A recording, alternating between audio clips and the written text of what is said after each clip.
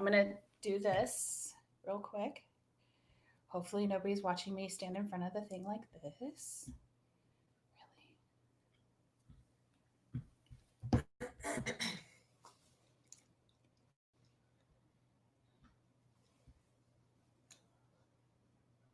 The thing like this. There we go.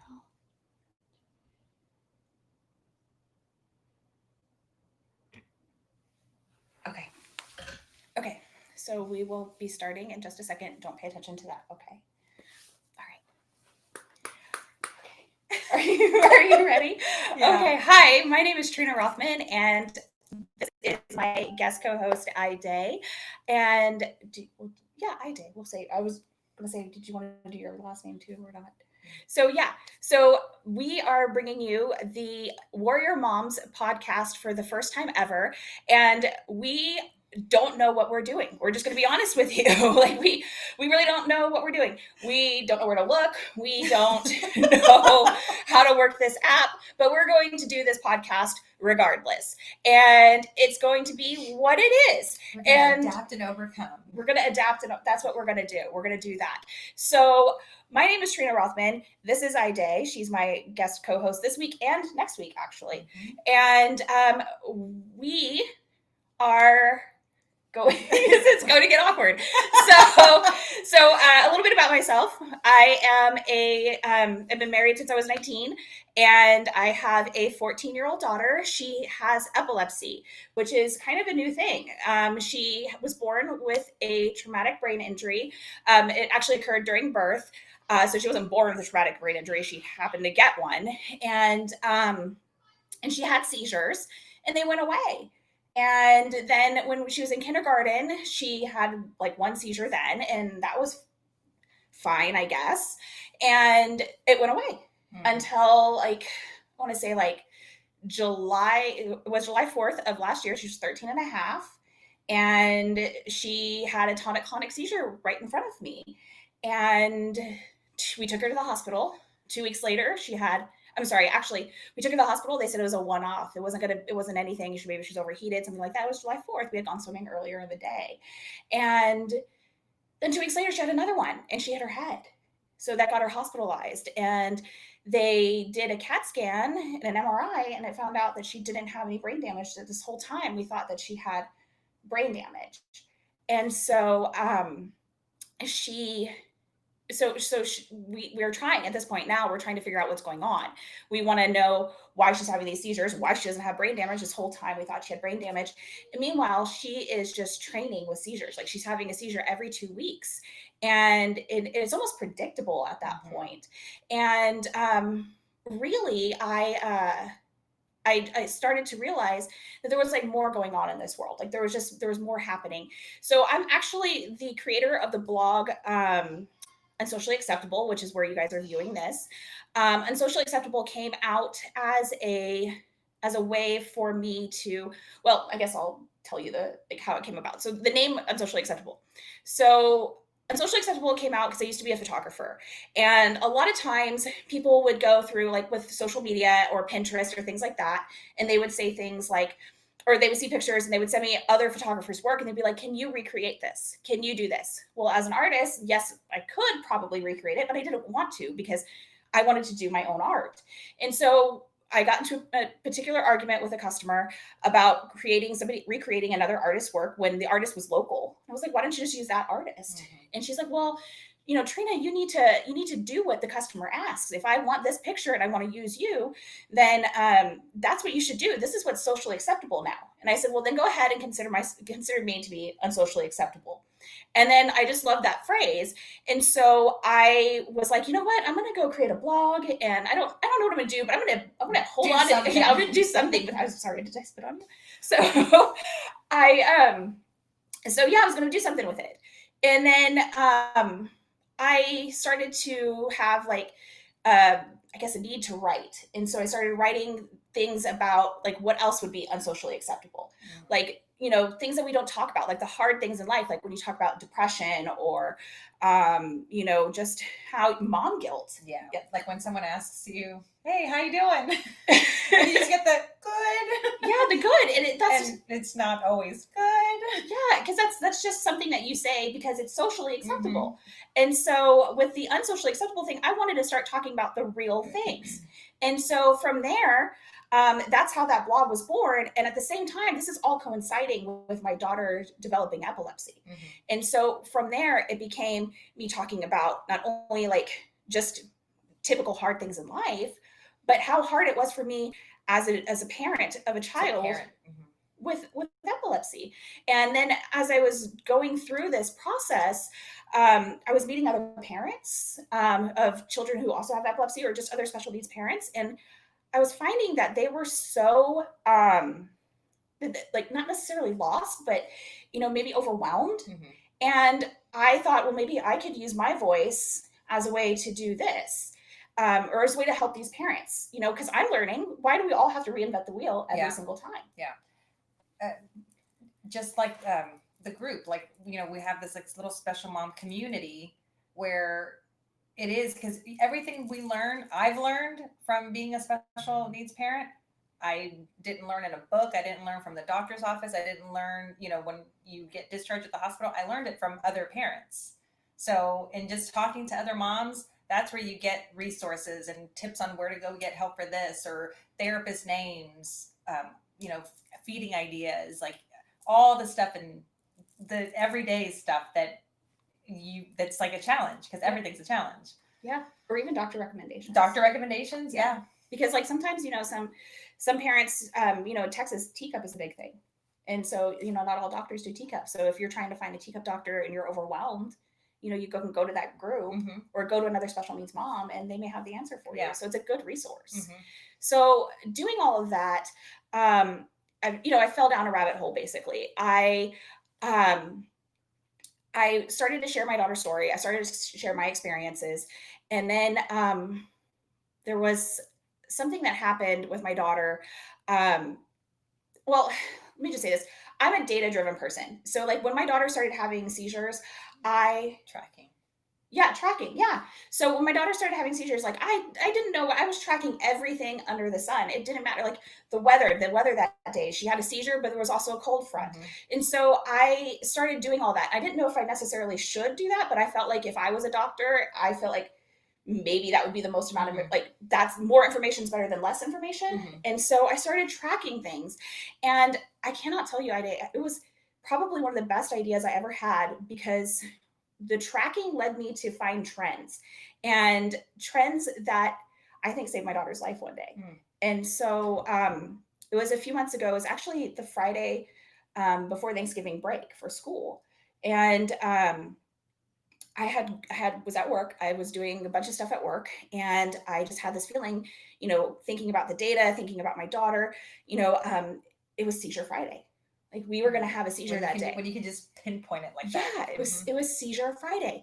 And I called my boss and I was like, hey, I think I got to go home. Like I'm just like, I got to go home. I'm like the data, like I'm looking at the data, I'm thinking about all this, I'm marinating in it. And I think my kid's going to have a seizure today. And so I left work and I called the school bus driver, because Scarlett rides the special needs bus. And I called the aide. The aide, yeah. Not the bus driver. The bus driver's like, no, do not want to get her fired. So we didn't go through all of this for her to get fired from a podcast. It was the aide.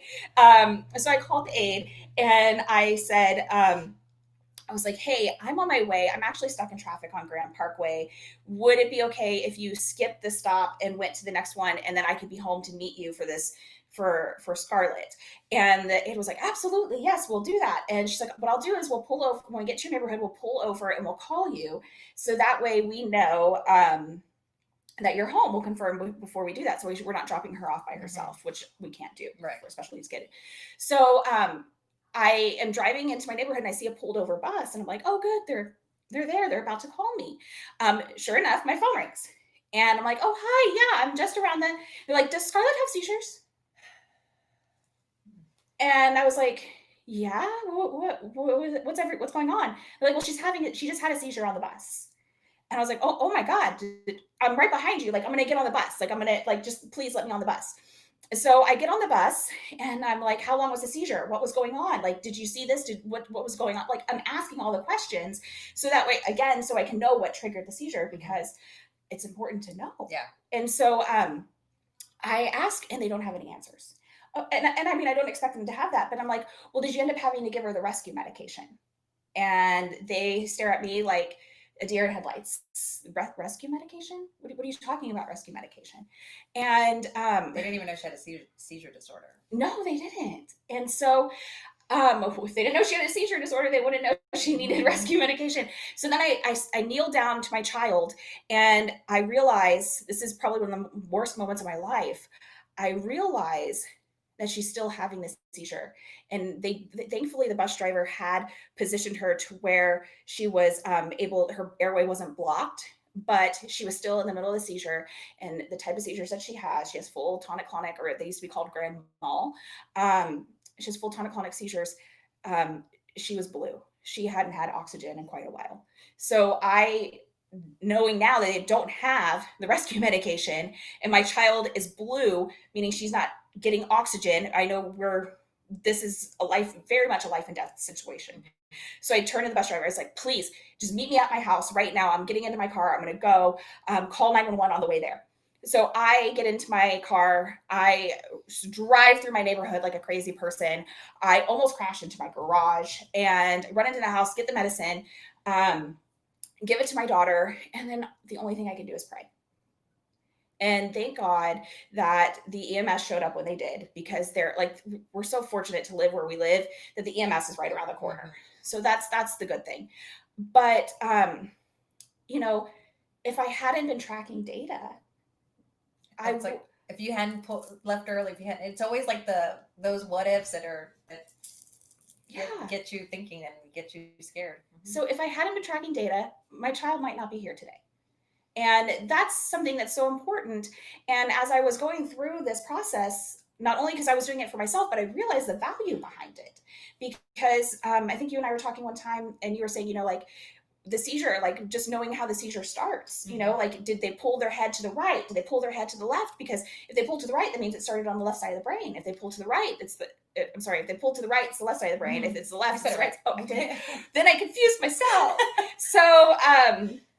So yeah, that's so important, because if it's a full, what am I trying to say here? Or sometimes they start on one side of the brain and they generalize. Yes, and that's what happens with Scarlett. And so having that information available for your doctor is so helpful in figuring out meds and figuring out like a treatment plan. So yeah, because Scarlett, she has a focal onset. So for what that means is it starts in one part of her brain. So that's a focal onset. So for Scarlett, it affects her eyes. And so you'll actually see her pupils like do some crazy crap. And then you have 3 seconds. The data has shown that it's 3 seconds before it generalizes. And that means that's before it goes from like one teeny tiny section of the brain to the entire brain. And so that is something that that's really important to know, because there's medications that are designed for that. And so how do you, when your son has a seizure, what's something that you do? Like, I immediately, when I start, because his start as like a tick, it either start as a tick in his arm, he'll just completely space out and he's not moving. And so you're wondering, is he just spacey, or you know what I mean? Is he in a daydream? But no, it's a seizure, an absence seizure, and then it'll generalize into something else. And so immediately, I lay him on his left side, and I start recording. Because it's important to know how long we've been going at it. It's important to know what side of his body is being affected. And when I'm in the middle of talking to him, and it sometimes I will forget. I'm like, well, how many minutes was it before it turned into, you can't figure time in that. Yeah, time stands still. Yeah, it seems like it's like you seem like you're there forever. Or a lot of times he stops breathing, so I have to.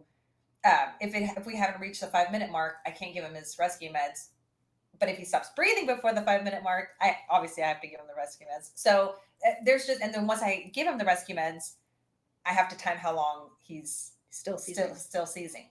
Yeah. So the videoing is, I just set it up and I set it right here in front of me. And so that way it's kind of going, and I can kind of just keep an eye on the time, and so that way I'm still here and I'm talking to him. He doesn't know that I'm talking to him, but I do.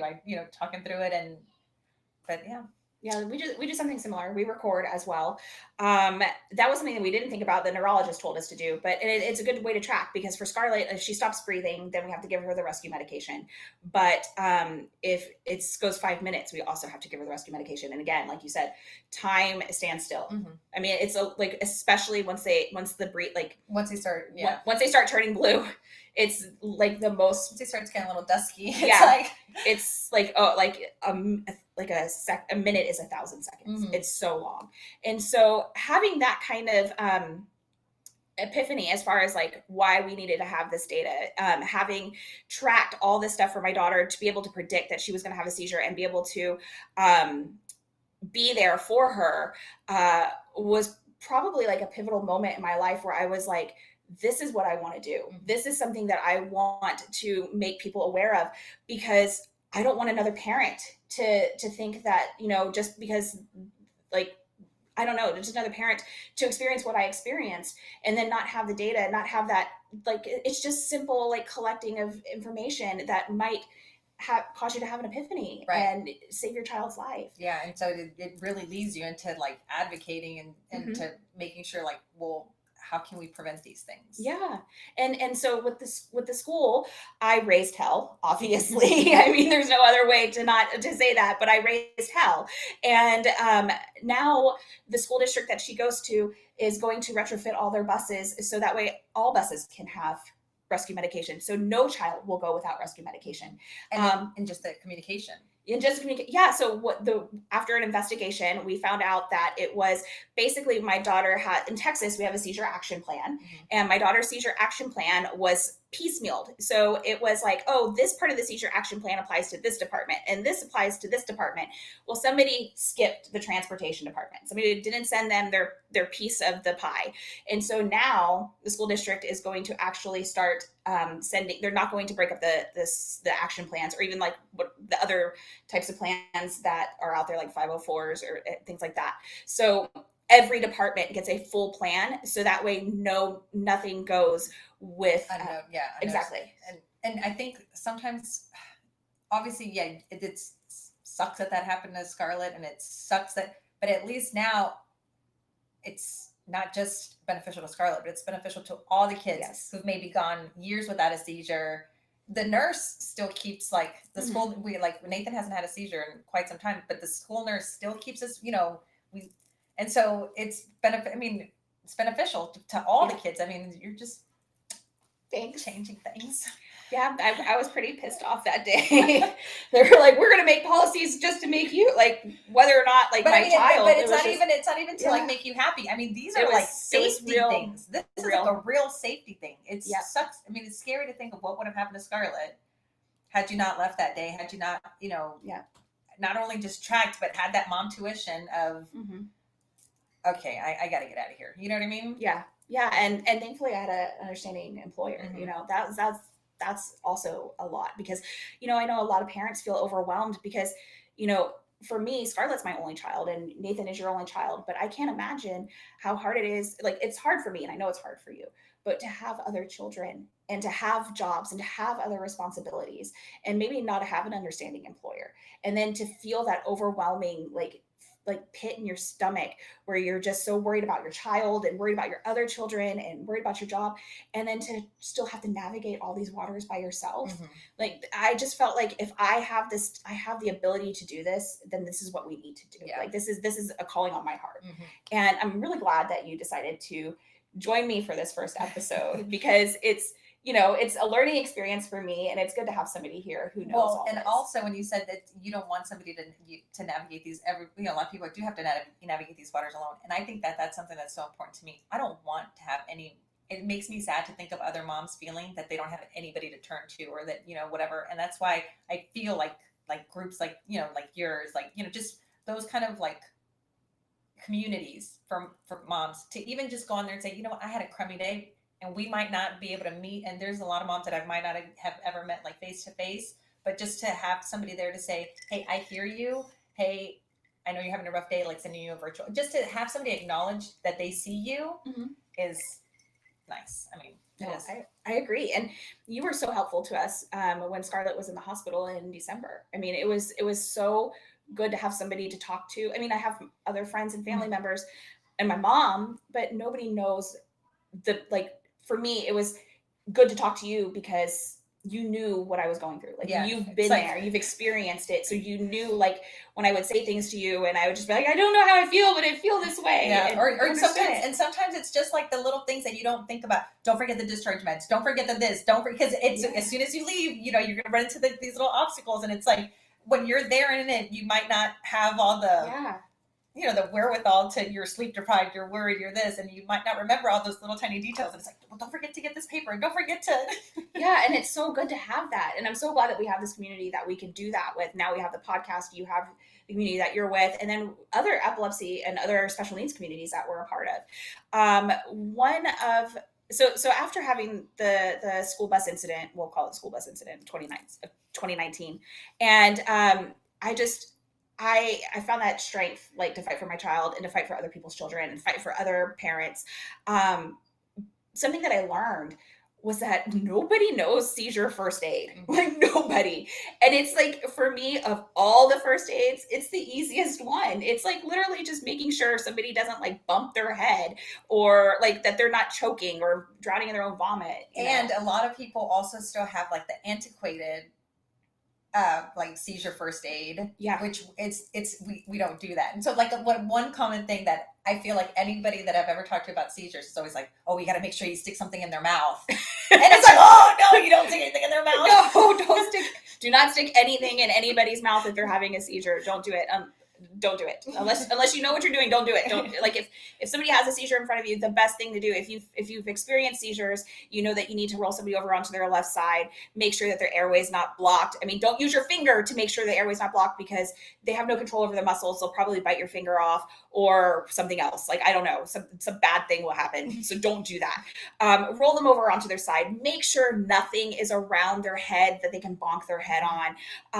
Really, and then you just want to, if you can, this is something that, this is just, like, I guess, courtesy, because it may be their first seizure.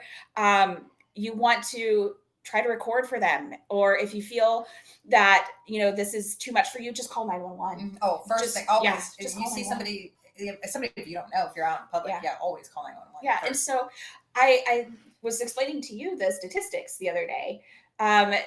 Epilepsy can affect anybody with a brain, whether they use their brain or not. They still have one. So it can affect anybody. And if I see your question, Lori, I'll answer it in just 1 second. So it can affect anybody with a brain. It doesn't matter. It doesn't discriminate. It doesn't, like, anything can trigger a seizure. I'm not trying to scare people, but the statistics say that epilepsy or seizure disorder affects 1 in 26 people. That's one kid in every classroom. But a seizure, most people think seizures are just a tonic-clonic grand mal type seizure. No, seizures can be a tick in the arm, because I was saying that's what her son does. It could be a tick in the arm. It could be a eye twitch. It could be even, or just that zoning out. Like an absence seizure. Yeah, and it could just be, and so you don't even know that they're affecting you. You don't know that you're having seizures until maybe it generalizes. So and that's because that's what people see on TV. Yeah, that's a generalized seizure. When we say that, we mean that it's a full tonic-clonic seizure. So if they're taking into account all the people who are undiagnosed, it's more like 1 in 12 or 1 in 13. That's 2 kids per classroom. So the odds of you being out in public and witnessing somebody get shot are way higher than somebody having a seizure in front of you. But yet most people can do CPR. Most people can do the Heimlich. Most people can do first aid. I don't know about first aid. First aid's a little more complicated, but the Heimlich and CPR, most people do that. But nobody knows how to do seizure first aid. So a great source. No, I was gonna say where do you find the best?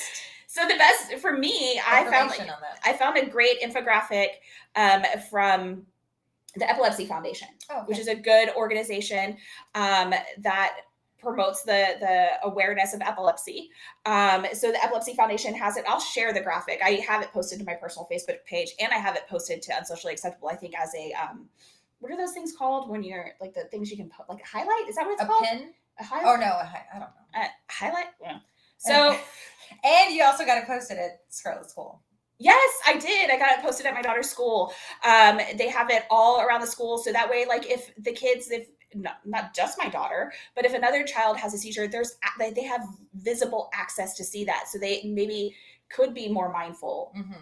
And so it's just about empowering and knowledge. Knowledge is power. Mm-hmm. And so the more we know, the more that we make people aware, the safer the world is for people who have epilepsy and special needs, and just in general.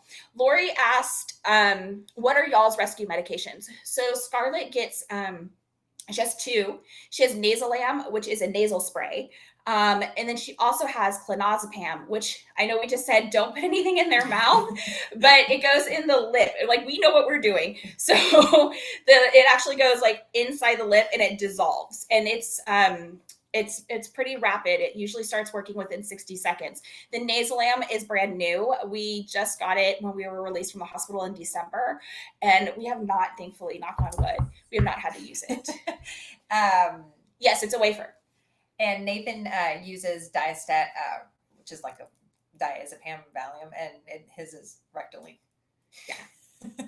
Yeah, it's a little bit harder for us to give Scarlett the Diastat. That's why we don't give it to her, because when she seizes, she brings her legs up, and so it's not a good position to give her the Diastat. So that's why she gets the and plus Nathan's like smaller-ish. Yeah. And yeah, he's a little bit smaller than Scarlett. Yeah. Yeah. He's younger. He's younger than Scarlett. Yeah, he's just like a little twig, so he's adorable. He's adorable. So does anybody, we're going to open this up to questions and discussions. Anybody have any questions about what's happening with what we said so far? And there's a 20-second delay, so we can just sit here awkwardly. So while we're waiting for questions to show up, I actually want to talk about this book that we have. This is called Navigating Life with Epilepsy by David C. Spencer, who's a doctor. It's produced by the American Academy of Neurology. And this is, sorry, I don't know how, it's all backwards. So and glary. There we go. Okay, so Navigating Life with Epilepsy is the book that this is kind of like when Scarlett first got diagnosed, like, this was my Bible. Like, this was a book that I did not stop reading, and I would flip back to it and just continue to, like, if the doctor said something, I was like, oh my God, like, what is this word? And I'm like, oh, it's this. And so me, every time I need to get this, and I know when I'm gonna have all these little tabs coming out of it. I had when we were in the hospital, I had pages, like, just not bent, because I can't bend a page on a book. It would break my heart. I was gonna say bend a page. Yeah, no, I can't do that. I'm a nerd. So I had like it earmarked, and I was like, okay, well, you said yesterday that this was the situation, and I was reading this book by one of your colleagues, and and this is what it said. So now I have these 47 questions, and it's so good to ask questions, moms and dads, parents alike. It's so good, because not only does it show the doctor that you take the diagnosis seriously and the treatment seriously, but it really helps you begin to, like, compound all the different aspects of your child's diagnosis or potential diagnosis. And I think also, like, when you feel a little bit, more prepared. I mean, because I think about Nathan's first seizure to where I am now. I mean, the first seizure, like, you just feel so helpless. You don't know what to do. Yeah. You don't, I didn't know what was going on. Yeah. And I did everything wrong. And now it's like, you've got that peace of mind of, if he has a seizure, yeah, it sucks. But I feel confident in what I know and what I can do and how I can treat him, where it's not as, like, at least for me, it's not as, like, scary. Yeah, I mean, it's always scary, but it sucks. I'm not trying to say it's like, oh, like, yeah, like, yeah. Oh, it's just, yeah, yeah. But it's not as, yeah. I know what you mean. You know what I mean. I know what you mean. Hopefully they know what you mean. So let's see. Looking back, did either of your kids have signs you might have overlooked? Actually, that's a really good question, and we talked about this just the other day. So July 4th was when Scarlett had her first seizure in front of me. On July 1st, in the middle of the night, she came into our bedroom and said, Mommy, Daddy, I just threw up. And then we started thinking, prior to all that, she had a ton of little weird sicknesses where she was throwing up, and she was like exhausted. I was like, why do we keep getting stomach bugs? Why does this keep happening? But no fever. No fever. Yeah. No fever. I mean, it was so Scarlett, when she's post-ictal, now that we know, when Scarlett was when she's post-ictal, which means it's ictal is when you're having the seizure, post-ictal is when the seizure is over, but you're still recovering. Like Scarlett doesn't know words after that. She just says a bunch of noises. Yeah. But she also throws up. And so, yes, that was something that we overlooked. And that's Which is why the positioning and all that stuff is important. Yeah. Because you don't want them to aspirate. Nathan, I can always tell when he's post-ictal, because I'm trying to like make him laugh and I'm trying to comfort him and I'm trying to, just calm him on. And I always know when he's in the post-ictal state because half of his face doesn't move. And so he'll smile and he'll give this like half smile. So I'm like, okay, well, at least I know he's out of it. And then so I know when he's past the post-ictal state because then I get the big smile. Yeah, Scarlett's post-ictal for about 4 hours. It's a long. Oh, and he'll give me like the one big smile, but it's a very like dozy, whatever. Yeah. And then he's just out. Yeah, it is a lot on their body. Basically, it's a full body workout. Every muscle, once it generalizes, every muscle is like every muscle, everyone. We could list them all out. Especially if you have to give the rescue meds. Especially if you have to, because that's like a big dose of like Valium or it's like synthetic. What is it? What is a downer? What is it called? Benzo. It's a benzo. Yeah, there we go. So yeah, you just give your kid a big old dose of a benzo. Is it benzodiazepine? Is that what it is? I don't know. I'm gonna get on Google right now. I'm a mom. I'm not a doctor. Yeah. So we just read books and play one on TV. Yeah, we do. So Lori says Olivia had tremors for a year in her arm and didn't tell me. She was 12 when she had her first one. So does she have myoclonic type seizures? Because that was something that we had to rule out for Scarlett. Is apparently around that age, around 12, 14 years old, myoclonic seizures present, and it's usually just like a jerking, and that's. Yes, it's a benzo. See, okay, good. So I know some stuff. And yeah, she has myoclonic seizures. And see, and for Nathan, again, all of his seizures, not one has ever looked the same. And so one was where he was just doing like this weird arm tick when he has cerebral palsy. So he also gets muscle spasms from time to time. So when he was doing this arm tick, I was like, wait a second, is there a muscle spasm we seizing? Like, what are we doing here? And so yeah, I mean, they all look different. Yeah, they all look different. Scarlett, as far as like that was the only, the throwing up and that was the only thing that we could look back on. And excuse me, I want to address something about that. We talked about this too. Mom guilt. So I was telling her the story about Scarlett, having thrown up in the past, and we were like, oh crap, that's probably her having seizures all in the past. How could I have missed it? How could I have missed it? I'm a terrible mom. I'm just the worst. Like, how do you not know your kid's having tonic-clonic seizures at 3 a.m. while you're sleeping? How do you not know that? No. Like, why did you even have a kid? Like, that's horrible mom guilt, and you shouldn't feel it. Mm-hmm. You shouldn't. You can't control. You don't know what you don't know. If you're sleeping at 3 a.m. and your kid has a seizure. And your kid just says, I bark. So you think, oh, like, you ate too much pizza. Or like, you know what I mean? Or like, oh, like it's just a stomach bug. Or, I mean, it's. Yeah, that's exactly. You cannot beat yourself up for that. You can't. And so when I start falling down that particular rabbit hole, there's nothing good for me that way. Mm-hmm. Nothing good for me on that side of the thought. And so text me, I'll slap you out of Yeah, it. or just message us or something, because you cannot feel that mom guilt. You cannot. You are doing the best that you can, and that's all that anybody can ever ask. That's all that everybody, like, that's the best you can do is the best you can do, and you shouldn't feel bad about it. Ever, because these are obviously uncontrollable things. I mean, we're not, although we play one on TV. No, I'm kidding. We're not doctors. And even I'm sure that there are doctors out there who have missed, stuff and like because it happens and you don't know every single thing. No, you're right. And so, so let's see. Does anybody else have any other questions before we start to wrap this up today? So the delay is kind of creates like an awkwardness. So did we cover everything that we wanted to talk about? I think so too. Okay, so I want to thank you guys for logging in tonight for our first ever episode of Warrior Moms. This is a podcast created to help further awareness for the special needs community. I'm Trina Rothman, and this is my guest co-host, Ida. And we will actually see you next week. Do you want to tell them a little bit about what we'll be talking about next week? Because next week we're actually going to focus on Idea's story and her journey with her son Nathan. So we're just regular people. We are, and I mean, my biggest thing is advocacy for like inclusion. Um, not judging a book by its cover. That's kind of like how I live with Nathan, and just like living life. Like, yeah, we've got, that's kind of just where we are in our world. We want to live out, enjoy life. We want to adapt and overcome. That's kind of like our little Marine mentality at our house. And so I just wanted to share my story with on our family's journey with Nathan.